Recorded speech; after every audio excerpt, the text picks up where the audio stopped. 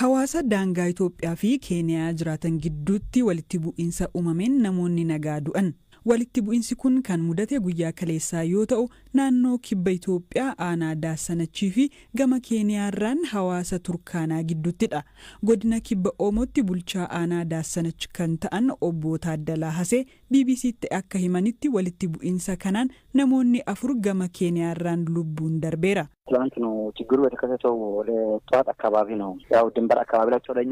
Rakkinichi kan uumame guyyaa kaleessaa gara ganamaatti naannoo daangaa bakka Tolonyaangi jedhamutti kan wal lolan. Bakkichi buufata poolisii Keeniyaatti dhiyoodha. Gama keenyarraa namoota 4 hidhatanii qurxummii qabuuf garas deemanii haleellaa kan raawwatan. Namoonni 4 du'uu isaanii adda baafanneerra. Poolisii Keeniyaa waliin ta'uun namoota haleellaa sana raawwatan maqaan adda baasnee eenyummaa isaanii barreerra. Jiraattota naannoo keenyati. Namoota gochaa kana raawwatan hamma qabnutti maatii isaanii to'annaa jala oolchineerra. Maatii isaanii barbaacha akka dhufaniif jenneeti maatii isaanii yeroodhaaf kan of bira tursiisne. Uummanni Daassanachis kan Turkaanas nagaa barbaada.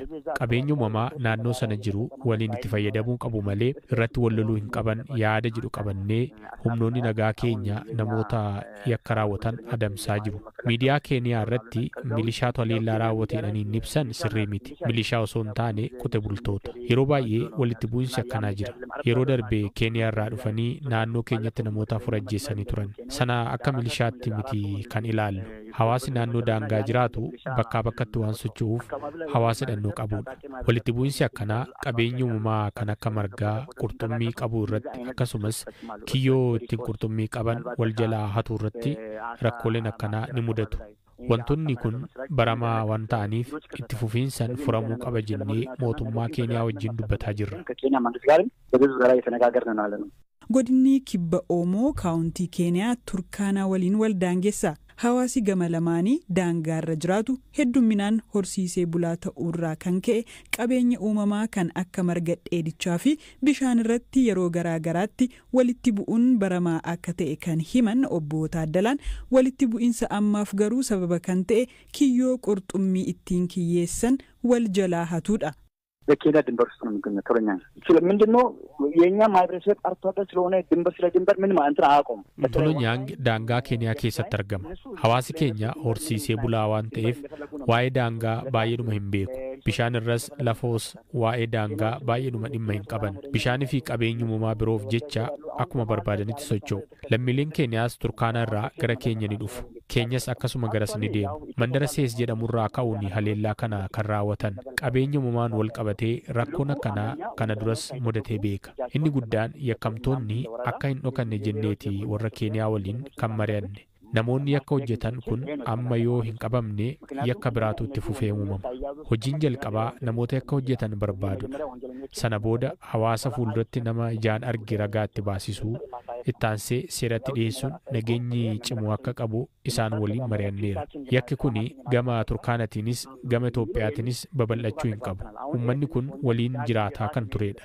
walitti bu'iinsi qabeenya irratti mudate kun babal'atee gara haaloo wal ba'uutti ce'uu hin qabu keessumaa aanaaleen daangarra jirru waliin hojjechuu akka qabnu bal'inaan mari'anneera amma rakkoo guddaan kiyyoo ittiin qurxummii kiyyeessan wal jalaa hatuudha kanaaf amma kanneen kiyyoo qurxummii ittiin qaban hatuu dhaqantu achitti nama furajjeese gama lamaaninuu wal jalaa hatuun jira walii isaanii jalaas ni hatu Daassanachi kan Daassanachi ni hata Turkaananis akkasuma kan Turkaanaa ni hata. Ji'a Guraandhalaa keessas hawaasa Itoophiyaa aanaa Daassanachi jiraatanii fi gama Keeniyaa Turkaanaa gidduutti walitti bu'iinsi uumamee gama Keeniyaati namoonni 20 yoo du'an Itoophiyaarraa ammoo namoonni 13 du'u gabaasuun keenya koree gidduu galaa KFO fi Jimmatti miseensa koree dhaabichaa kan ta'e obbo Tokkummaa Margaa eebila 22/2017 akka lakkoofsa Itoophiyaa iddoo hojii isaarraa to'annoo jala ooluu dhaabichi jalqaba torbee kanaatti ibsa baaseen himee ture torbee lamaaf mana murtiitti otoo hin dhiyaatiin ture kaleessa dhaddachatti dhiyaachuu abukaatoonsaa obbo Obsinaan Girmaa'ee BBC'tti himaniiru waayila keenya Warqinaa Dirribsaatu dubbise. Miidiyaa hawaasaatiin jeequmsi akka qabu mootummaa irratti kakaasuuf qindeessuu kan jedhuun galmeen yeroo beellamaa kun kan saaqame. Duraan inni aanne ergummaa ibsi kaafaa irraa kenname kan inni dhiyaate bariituu isaati jechaadha kan inni gara mana murtiitti dhiyaate. Amma immoo manni murtii guyyaa 14 gaafatame keessa guyyaa 7 yerootti qorannaa gaggeessitan jechuudhaan heeyyamee fi gaafa 13 ji'a 9ffaatti kan inni beellama qabate. Tarii nama kanaaf kanaan dura abukaatummaa dhaabataa fi akka turte naa kaastee turte yeroo garaagaraatti hidhamaa ture kanaan dura maal fa'iin himatamaa ture laata waan nu yaadachiistu qabdaa? Yeroo hedduudha kan inni hidhatame to'atamee ture.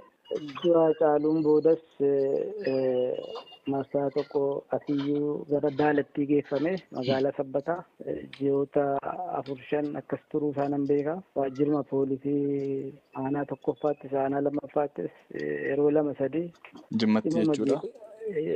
Magaaluma Jimmatti yeroo adda addaatti waggoota 3-4 keessatti 4-5 akkan yoo yaadachuu baadhee lakkoofsaan marsaa hedduu 3-4 jedhamuu sanan beeka.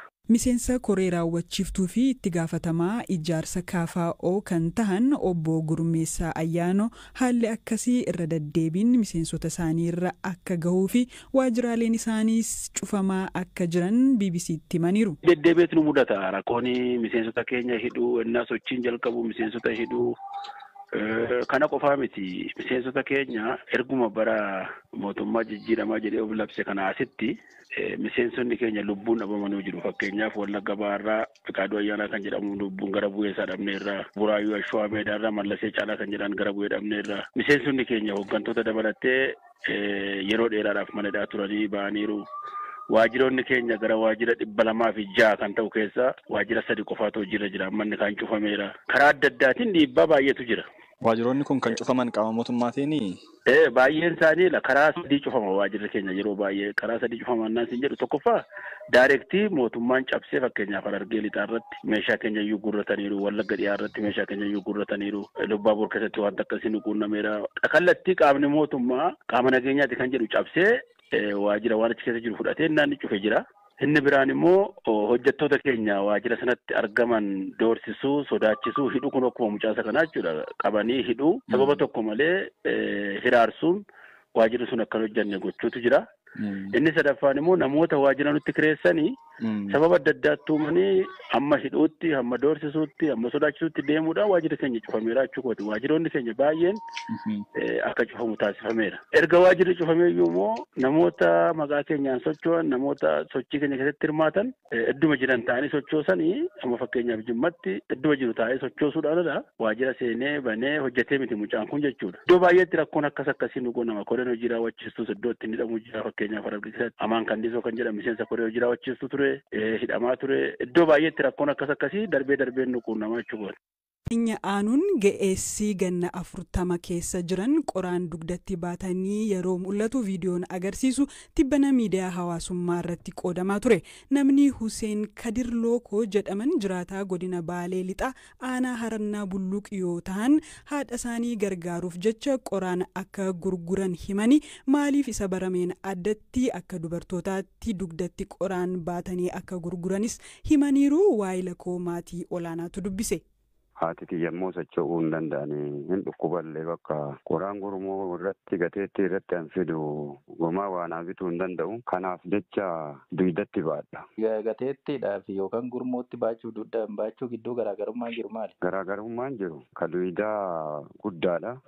Ka gateetti ammoo xiqqaadha mukuma 1-2 waan ta'eef kanaaf jecha guddisee bakka dugdatti baachuun kiyya kanaaf malee silaa beektee dhiirti dugdatti waa'ee baattiire qoraan. Dura yaaltanii gurmootti baattanii ammi baattan xinnaannaan jalqabdani?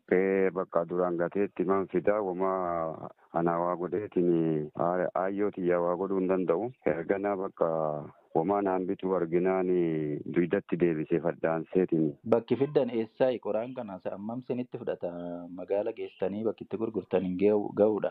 Iddoon deemnee irraa finnu toora sa'aatii 3 akkana fudhata. Achirraa immoo magaalaaf hedduu sanii haga cabsinutti sa'aatii 3 fudhata. As deebisi walii galatti sa'aatii 2 bakka.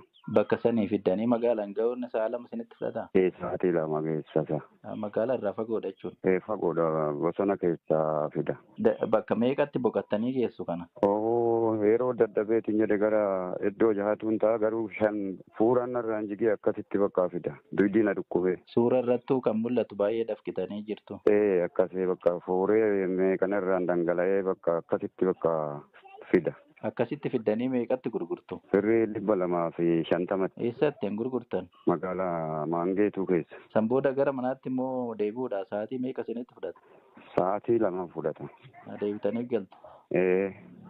Kana guyyumaan gootu moo gaaf tokko tokko kana? Guyyuma guyyaadhaan wanni adda gurguradhe har'uma maatii biraan taru waan taateef na biraaf haadha tiyya biraan taru waan ta'eef maal borullee ittuma deebi'a. Maalirra oolchitu maallaqicha? Maallaqicha wanni magaalaa irraa binnu waan biddii waan ta'eef garuma beekee garaatitti deebi'a. Aayyoo keessaniif oolchitu maallaqa isaan ittiin gargaaru? Aayyoo tiyya malee maal silaa maal qaba isaan dadhabaadha. Ufumaa fi aayyoodhaan gargaara. Haga ammaan fuunee itti maaliif sababni? Fuune immoo haaluma beekee namni waa yoo hin qabaatire fuudhuu hin danda'amure fuunaan iree dhaluullee ni jira akkanumaan fuudhaniire. Sodaattanii jechuudha jireenya ulfina? Kanumaaf sodaadha. Maal yaaddu gara fuulduraatitti? Wanni yaadu yoo qoraanummaan kun gateetti duyda kanarraa na bu'e jiruu gaarii beekee akkaataa lammiin kiyya na godhetti jiruu gaarii silaa jiraachuu yaada qaba. Dhiirri dugdatti yoo baatu baay'een beekamu bakka baay'eetti isin immoo dugdatti baattu magaalatti namni fa'aa hoggaa sin arge maal siniin jedha? Gatii kana na karakkaraatuman jabaaddu naan jedhani malee qaba garuu haga san digdeetiin birrii haa kennullee ni jira. Jabaaddu kanaan jedhutu irra baay'ata garuu beektee qoraanuma kana silaa beektee silaa akkanarraa jijjiiramuu barbaade. Hojii kaan irraa maaliif qoraan filattan? Hojii kaan waan hojjetantu hin jiru. Hojiin hin jiru? Hin jiru bakka magaalaa yoo baadiyyaa laftii bakka hin jirtu yoo kadhachuu irra jedheetuma bakka qoraan kana filadhe.